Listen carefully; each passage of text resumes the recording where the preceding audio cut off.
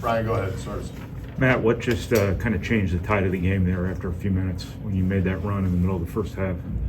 Yeah, just trying to settle in and take care of the basketball. I thought we had a couple unforced errors.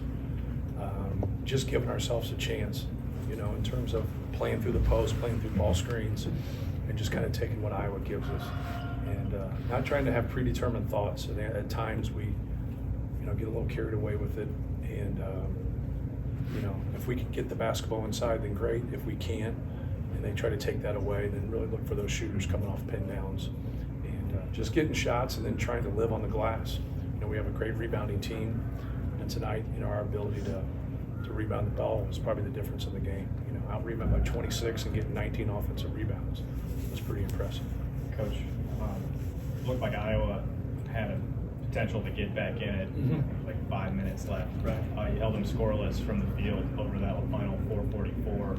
What was working for you guys? Yeah, I thought both teams got pretty fatigued there, to be honest with you. I thought we had some good looks. Sanford got away from us a couple times, and we were very fortunate that he just missed some of those threes. Like, he got that one flare wide open. Then he got a couple more right after that, and you thought, and you've seen how, like, he single-handedly in those situations can get it rolling and make it really difficult. But that's what I looked at. I thought Zach was pretty gassed. I thought Braden was pretty gassed. Then some of the looks on the Iowa guys' face, I thought everybody played really hard and just got really fatigued. And sometimes late in games that happens, and you see some shots get short, I go with it. Matt, just that stretch in the first half, you had Zach out of the game. Cam gets a putback, Caleb gets a putback. You get basically 4 straight points from Ethan. Just the job your bench did. Yeah. Kind of weathering that period without Zach on the floor. Yeah, just being active. Like, obviously we prefer Zach to be in the game. But, how are we going to play when he gets in foul trouble, or how are we going to play when we're trying to give him a breather right there? And I thought those guys were very active.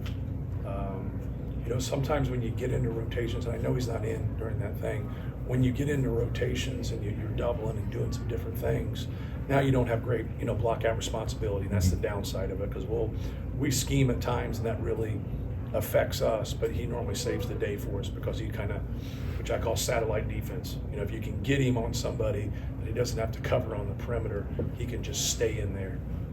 But I thought Caleb and Cam and Ethan right there in that stretch, really helped us. And I think Mason, just in general, when he subs in, his ability to stretch the defense as that other big really helps. Now, you've coached a lot of really good big men. You've played against a lot of really good bigs. I mean, Owen Freeman, there's a lot of excitement in Iowa City about him. I know he had a little bit of foul trouble tonight, but I was just curious what your kind of scouting report and your early perception of him is. Yeah, for us, we went back and forth about, who should guard who, like, Owen Freeman and Cricky, because Cricky can stretch you out a little bit more right now.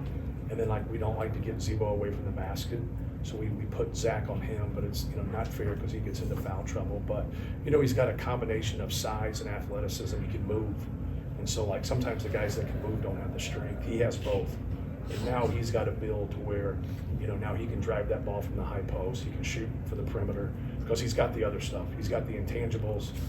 His competitive spirit's high.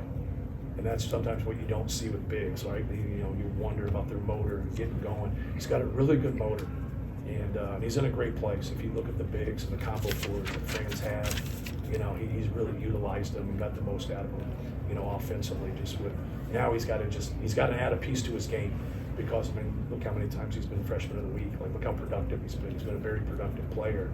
Now he needs to make that jump and be an all-conference type guy, and he has the ability to do so. You saw Iowa earlier in the year, and yes. you've seen now. Has there been much growth, and Yeah. in what ways? Yeah, without question. They've won 6 out of 7, 3 games in a row. Coming in here, we have the distinct ability to be able to have somebody in the game that they can't have in their practice, and it's just hard, right? And it's just different. So, like, when you don't do that and they spread you out, and they attack you, it's hard. I told our team, I said, you're not seeing the same Iowa team that we saw earlier in the year. And that's a human nature thing, right? Because we had a pretty substantial, victory in that game. So, like, human nature, like, guys are like, okay, this will be all right. I'm like, it's not the same team. All those guys have made progress. They didn't have Patrick today. And I think the place, Patrick helps them in that press. Patrick gets on that point of that press and causes havoc. And now he has that interchangeable piece. He's got length, he's got athleticism. But no, I just think that Owen Freeman making the jump, Dick's being more of like a main guy to go along with Sanford. Perk didn't have a good game against us at our place, and he was fabulous tonight. And I told those guys that. I said, hey man, the kid's got a lot of pride. He's a good player. You know, he torched us in that Big Ten tournament championship. That was nice of Iowa to put that up there. About couldn't beat us in the tournament championship. So, but no, they're going to keep getting better, right? You want more. You know, there's not a fan base in the country that doesn't want more. No matter what your record is or whatever, people want more from you, and that's okay because we're all competitive and we want more too. Matt, how has your bench expanded just defensively to make an impact? It seems like 2 games in a row where Ethan and Camden both were kind of sparks. Yeah, both those guys have really helped us. I thought Mason did a good job, tonight. He had a couple real physical box outs. Didn't allow those guys to get angles on him there. But no, just, playing the role, it's hard, man.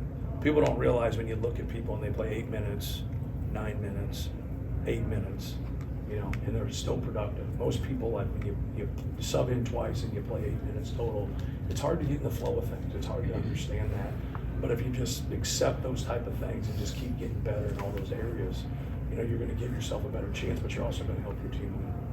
Man, you got some timely shots. You mentioned the fatigue down the stretch, but I think you had 3 turnovers in 4 possessions, but Braden hits a 3 that kind of stops a run, and then Lance obviously with the step back that pretty much ended this game. Right. Is that just, guys that have played a lot of ball kind of getting out a win? Yeah, just trying to, be positive with them. When they take good shots and they miss them, just trying to encourage them to keep shooting. And that's all we do.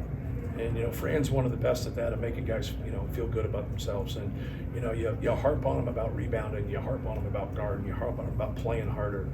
But then, when it comes to taking good shots and missing them, you can't harp on them. You're not trying to miss it, right?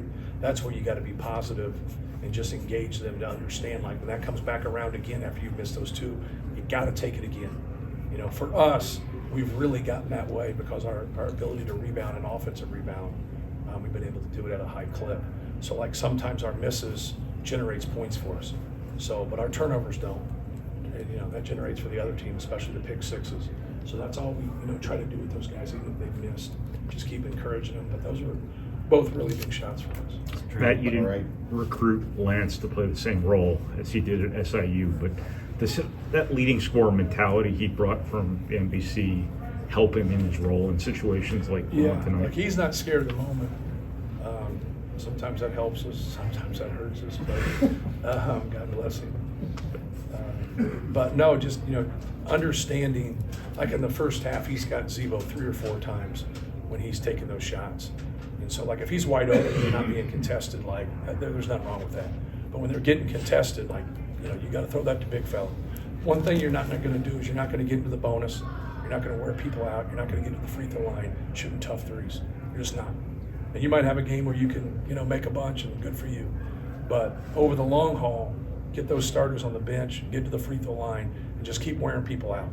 And if they want to come double and get in rotations, now we're still going to get an open shot then. But now, see, the rotations are people that don't double a lot. It's really hard for them. They get a good double, but their rotation's not good, but their rebound balance isn't good. And so we get doubled all the time. So that's what it gets. So we've learned to try to generate offense when people fly at us and they're rotating around. Now they don't know who they have because somebody went and doubled the post. Trey, okay? Do you know what? Trey, I don't know. I didn't check with him. He seemed to be okay, but he took it hard. I'm just glad he boxed out. Is there anything else? Thank you, guys.